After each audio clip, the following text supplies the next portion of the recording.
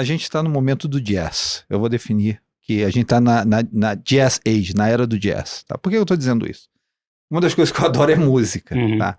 Em termos de música, vamos dizer assim, a gente começou desde lá de trás, né, na história da humanidade, a fazer música de forma muito simples. Começou com percussão, daí gradualmente a gente foi colocando linhas melódicas em cima disso, cantos gregorianos, depois a gente começou a colocar linhas harmônicas simples. E talvez o topo daquilo tudo ali, daquele processo criativo organizado, matemático, perfeito, foi o barroco, o clássico e o romântico. Foi os períodos ali de Bach, de Beethoven, Mozart e Mozart, né, primeiro, depois Beethoven, né, quando você passou ali do barroco para o clássico, para o romântico. Aquilo ali foi o apogeu, né, da perfeição matemática. Eu acho que a gente passou por isso na economia global, nesse período mágico da economia global, que foi aquele período de 1980 até 2020, até antes da pandemia. Tá? E foi um período mágico. Por quê? Porque tudo se encaixou perfeito. Né? As frases musicais econômicas se encaixavam perfeito. Você tinha a chamada Chimerica, né, a relação entre a China e os Estados Unidos.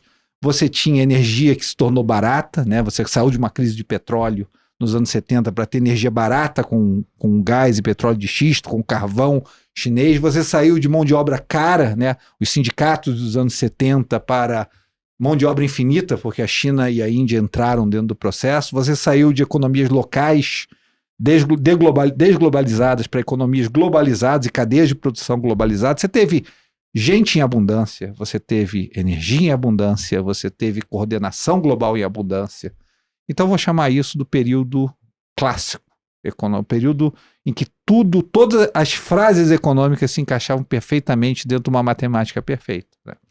Você diz assim, como é que está o ciclo econômico no momento? Né? Eu vou chamar de jazz, né? Porque o jazz, eu estava escutando um programa outro dia que o cara falou o seguinte, olha só, jazz é um gosto adquirido, né? É dissonante, tem muita dissonância, tem muita nota que não encaixa, tem muito improviso, e tem muito improviso que não encaixa, mas é gravado mesmo assim, tá? E você aprende a gostar do improviso que não encaixa porque seu ouvido acostuma com aquilo, né? Então quando você pega assim John Coltrane, Giant Steps, aquilo é um gosto adquirido. Se você sair no meio da rua e tocar aquilo ali, as pessoas vão te olhar um pouco de cara feia. Porque as pessoas gostam de música simples, né? 1, 4, 5, resolve de volta no 1 e toca pra frente. Música sertaneja, música fácil de ouvir. Tá? Eu acho que a economia agora não é fácil de ouvir. É uma economia que você precisa de gosto adquirido para ouvir. Você precisa entender melhor o que está acontecendo ali. Por quê? Porque várias cadeias da corrente se quebraram. Tá? A primeira cadeia da corrente que se quebrou e que as pessoas não comentam, mas eu fiz questão, nós fizemos questão na Quinet de colocar numa das cartas, que é a carta do Exterminador do Futuro, que fala de inteligência artificial. A primeira cadeia que quebrou é que os ganhos de produtividade começaram a cair desde os anos 80, 90, nas principais economias globais, que são os Estados Unidos e a Europa. Tá? A China tinha ganho de produtividade, porque estava simplesmente copiando o Ocidente. Mas as economias que eram líderes do processo global, elas sempre cresciam até os anos 80, 2% ao ano de produtividade. Era praticamente um relógio. E daí você começou a perder isso. E você perdeu isso nos anos 2000. Tanto é que depois da grande crise financeira, quando você olha de recessão a recessão, está numa carta da gente, vacas magras e vacas gordas, os Estados Unidos passou a crescer abaixo de 2%, no total mesmo, considerando a demografia, tá? E a Europa começou a crescer 1% ao ano, depois da crise financeira. Então, a primeira cadeia que se quebrou é a cadeia da produtividade. Você diz assim, mas e as Big Techs? E a tecnologia? E o PC? E o iPhone? Foi parar em algum lugar que até hoje eu não sei onde foi. Mas você não pode estar medindo errado produtividade por 40 anos. Alguma coisa aconteceu. Ou as pessoas foram brincar mais de WhatsApp e mandar Instagram pro Salomão e pro Renatão. Tá? Alguma coisa aconteceu. Alguma coisa aconteceu que... Deixa eu falar isso que eu acho até interessante, tá? Quando eu era mais jovem, um pouco, né, uns 7, 8 anos atrás, eu ouvia muito gente como Ray Kurzweil, tá? Que é um futurista, dizia como é que a tecnologia moderna ia mudar o mundo. E eu olhava para economistas como Robert Gordon, que era um cara que dizia assim, cara, olha só, não tem como superar em produtividade os ganhos que foram o avião, a eletricidade, a máquina de lavar, coisas que simplesmente... Por exemplo, todos os utensílios domésticos liberaram força de trabalho em proporções jamais vistas. A eletricidade, quando foi para as indústrias, gerou ganhos de produtividade jamais vistos. Né? O avião gerou mobilidade de transporte e o carro em ganhos jamais vistos. Né? Você não pode comparar isso com o iPhone. Tá? Não dá, o Robert Gordon fala isso. Tá? E a verdade é que nos últimos anos o Robert Gordon se provou mais certo do que o Ray Kurzweil e outros futuristas. Tá? A gente ainda está tentando achar a produtividade perdida. Ah, pode ser a inteligência artificial? Pode ser, mas a gente está... Então esse é o primeiro elo da cadeia que quebrou. O segundo elo da cadeia que quebrou, né, é o fato de que a gente não tem mais mão de obra abundante no mundo. Isso é fundamental, porque enquanto a gente não tiver a chamada inteligência artificial geral, né, a AGI, você precisa de seres humanos para gerar PIB. Tá? E a verdade é o seguinte, olha o desemprego onde está nos Estados Unidos, olha o desemprego onde está na Europa, onde está na Austrália, olha onde está no Japão. O Japão é o melhorzinho, hein, em relação ao histórico. Mas os desempregos estão nas taxas mais baixas já observadas. Tá? Você pega o desemprego nos Estados Unidos hoje, ele só... Você procura na série histórica onde ele esteve tão baixo, em 1969. O homem estava indo para a Lua. Eu não nasci, Renatão não nasceu, ninguém nasceu daqui dessa sala. Tá? E era o ponto que você tinha desemprego tão baixo assim nos Estados Unidos. Então, aquela mão de obra de 1,4 bilhão de chinês, 1,4 bilhão de indiano entrando no mercado de trabalho, mais o pessoal do Vietnã, Bangladesh, aquilo parece que se exauriu. Tá? Você não consegue mais trazer as pessoas que ainda poderiam ser trazidas para o mercado de trabalho, ou não tem educação suficiente, porque é requerido, ou não existe arcabouço institucional no país que permita que essas pessoas sejam trazidas para o mercado de trabalho global. Então começou a faltar gente, começou a custar mais caro gente e começou a faltar gente. Tá? Então o segundo limitador, gente. Tá?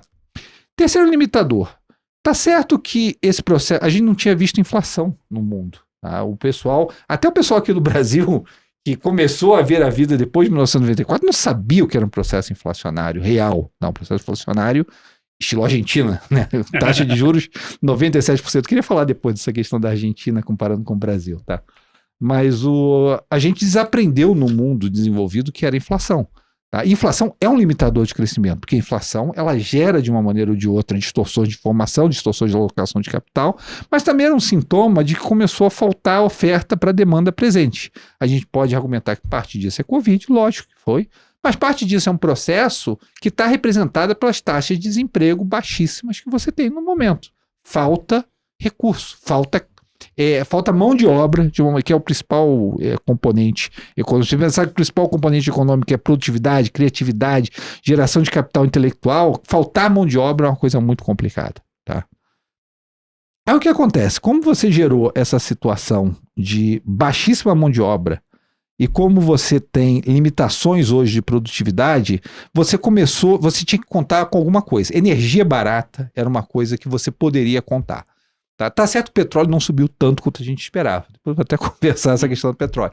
Mas já é mais caro do que era 10 anos atrás. E você não tem a mesma disponibilidade de carvão na China que você tinha anteriormente. Tá? Ou pelo menos você não tem a mesma vontade do governo chinês, isso é importante, a vontade do governo chinês de abastecer o mundo com produtos criados por carvão barato, né, poluindo, né, ou destruindo o meio ambiente chinês. Eles claramente moveram para uma instância em que eles disseram assim, olha, eu não vou continuar usando o carvão barato para fornecer produtos para fora, né, em detrimento da minha qualidade de vida. Tá? Pelo menos eles começaram a andar nessa direção. Então, e a gente espera que nos próximos anos o custo da energia seja maior e não menor do que ele é hoje. Então você tirou mão de obra, você tirou produtividade abundante e você tirou também energia, começou a tirar energia barata. Tá? O que aconteceu com o gás na Europa, tá certo que o gás na Europa hoje não é 300 como era anteriormente, mas 35 ainda é mais do que o dobro do que ele era 4 anos atrás. Então você tirou o canal, porque o que aconteceu nos anos de 2010 e 2020? Embora as pessoas ficassem olhando para as big techs, o que realmente aconteceu foi que você inundou o mundo de petróleo de xisto e você inundou o mundo de carvão chinês barato. Então você não tem também essa alavanca de crescimento. Então o que a gente descreve muito numa carta Vacas Magras e Vacas Gordas e cartas subsequentes é essa função.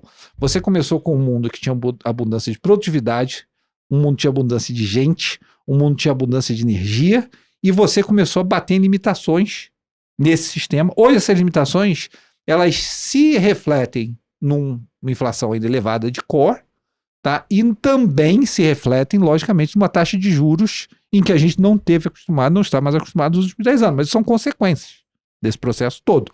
Você disse assim, Rui, mas foi o Covid. Não, peraí, foi um ápice de um processo. Tá? A gente começou a imprimir dinheiro livremente, tá? A gente começou, dentro desse processo, a causar uma série de de problemas na economia, acabou que culminou com o fato de que a gente tinha, não me lembro do número no pico, mas um múltiplo de vagas abertas para cada posição que tinha que ser preenchida no mercado americano. A gente criou essas distorções, tá? Via esse processo. E agora, quando a gente chega aqui, cara, nesse grande jazz, né, dissonante, né, porque a gente não sabe exatamente que música é essa, né, como é que essa música termina, porque eu vejo os cenários hoje, antes eu achava mais fácil, né, eu vejo cenários hoje, se dissesse assim para mim, Rui, essa inflação vai ficar aí por mais 2 anos, porque é estrutural, porque a gente está mudando geopolítico, porque a gente está mudando globalização, porque ainda o problema de mão de obra vai ser de médio e longo prazo, porque a produtividade está baixa, por uma série de razões, essa inflação de core vai ficar mais alta. Eu digo, cara, saber o que você falou faz sentido? Eu acho que eu tenho... Aí você vira para mim assim, Rui, a questão também é o seguinte, inflação é medida em períodos de 12 meses, sempre compara com a base anterior, a energia caiu de preço recentemente, tá, o mercado de trabalho pode afrouxar a partir de agora, essa taxa de juros vai matar a demanda, e você pode ter um ambiente deflacionário, quando você olha 12 meses na frente. Cara, eu vou ter que dizer, para eu te tirar dessa tese, eu vou ter que suar muito, tá? Porque é realmente difícil você olhar, tá, e dizer assim, olha, qual é o caminho exato que essa economia global vai seguir? Tá? Você, como diz a frase na Bíblia, né, que a cada dia baixa seu mal. Você tem que viver o mal do dia a dia, você tem que aprender um pouco mais a cada dia, tentar tatear um pouco mais a cada dia, né, aprender um pouco mais e trazer para o seu processo de investimento, para as suas decisões de portfólio, do que tentar olhar 12 meses, 18 meses na frente e saber o que vai acontecer. Aliás, uma das maiores mentiras de investimento, cara, contadas, é que o longo prazo é fácil e o curto prazo é difícil. Pelo amor de Deus, quem contou essa mentira, cara? Entendeu? Pelo menos 3, 4 meses na frente você tem alguma ideia do que vai acontecer. 18 meses na frente, 24 meses na frente, você não tem a menor ideia. O longo prazo só foi fácil na história da humanidade para a economia americana desde a Gilded Age. Vai lá. Aqui, os Estados Unidos realmente tomaram conta do mundo. Pro resto do mundo sempre foi difícil pra caramba, e na história da humanidade saber o futuro sempre foi uma tarefa muito difícil. Aliás, a maneira mais fácil de perder a sua reputação é tentar fazer previsões sobre o futuro em podcast, as quais eu evito fazer o máximo possível. Então... O quê? Sério que você acabou de ver um vídeo do Market Makers e não tá inscrito no canal? O que custa se inscrever, deixar um like e apertar o botão do sininho para receber uma notificação toda vez que a gente publicar um conteúdo novo? Além disso, você treina o algoritmo do YouTube para levar esse conteúdo para mais pessoas interessadas em finanças. Então, faz a presa e deixa o seu inscreva-se aqui.